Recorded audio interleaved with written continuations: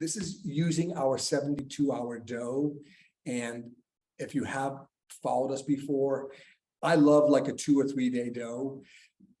Reading some history on Detroit style, you might find that the water content is higher, so a higher hydration. Our typical dough is 70% hydration. So I made one with our typical dough earlier today. And then this one here is going to be, it's going to be at 80% hydration. So it's super high. It's really difficult to work with. So, and all that means is instead of using, like, I think I used 400 grams of water versus 300. So it just upped that hydration, makes it more watery. But what we're going to get as a result is kind of more air pockets, more fluffiness, if you will, through the dough. Really fun.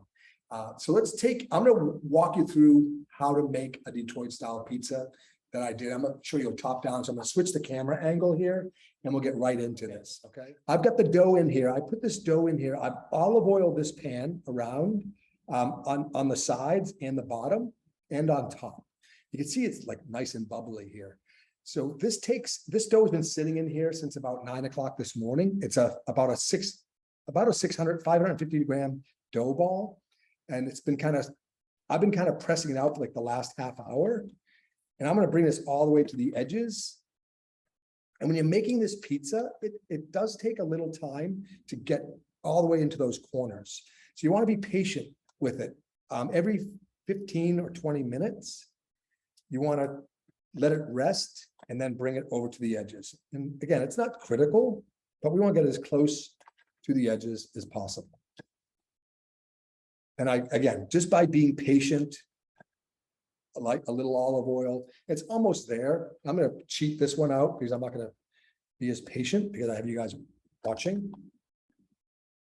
But you can see it's almost all the way to my edges. It's not going to make a difference. It's going to be awesome. It's still going to be amazing.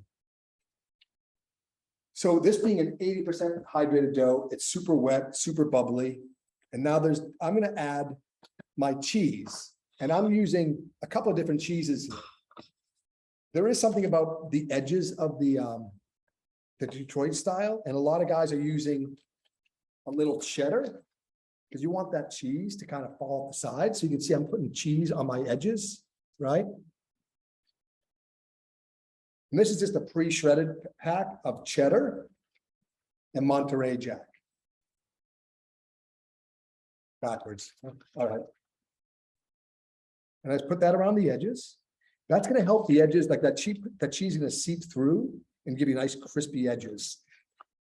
There's a couple of rules of thumb here. Some people are going to par bake this. I did not par bake it. But the idea is when you par bake the dough, it'll come off the sides just a little bit. So then when we do cheese it, the cheese will kind of stay there a little bit better. But we're simple here at Baking Steel. We're going to keep it really easy. I'm just using some cheddar here. And now I've got some brick cheese. I've kind of cubed it all up already. I've got mostly brick and I've got a little bit of fresh mozzarella too. Now I'm just going to literally just like, I want to take that view out of the way here. Just kind of spread this around. And this is about a ½ pound of cheese. It's a lot of cheese.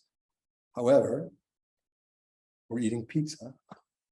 And I like to use a couple of different cheeses just because it adds a little different texture to it. All right, once I get my cheese in, if you like, you can throw some pepperoni down or not. I think Detroit style needs it.